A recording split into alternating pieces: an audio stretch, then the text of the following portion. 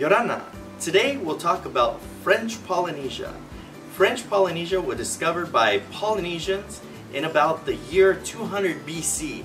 The first of the islands to be discovered, the Marquesan Islands.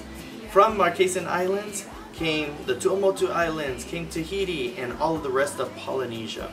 In those 118 islands of French Polynesia, it holds a population of approximately 285,000 people, 70% of which live in the island of Tahiti, approximately 190,000 people.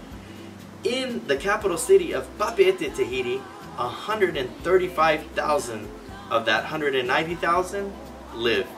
75% of which are Polynesian, 15% of which are European, which makes sense.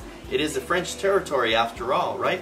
And a huge Chinese community, which makes up 10% of that population. Some of the best Chinese food you'll ever find can be found in the islands of Tahiti or French Polynesia.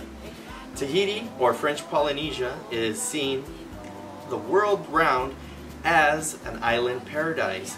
Where else can you enjoy 85 degrees as a high and 75 degrees as a low all year long?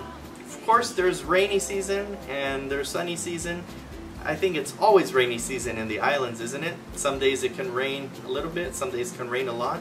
But where else can you enjoy those temperatures all year long? Sounds like an island paradise to me. Now you mix in the waves, the beautiful turquoise waters, the fish, the mountains, all the vegetation and flowers that you can only find in French Polynesia. Wow, this is definitely an island paradise. I hope you enjoy the islands as much as I do. Go to French Polynesia and enjoy all that it has to offer.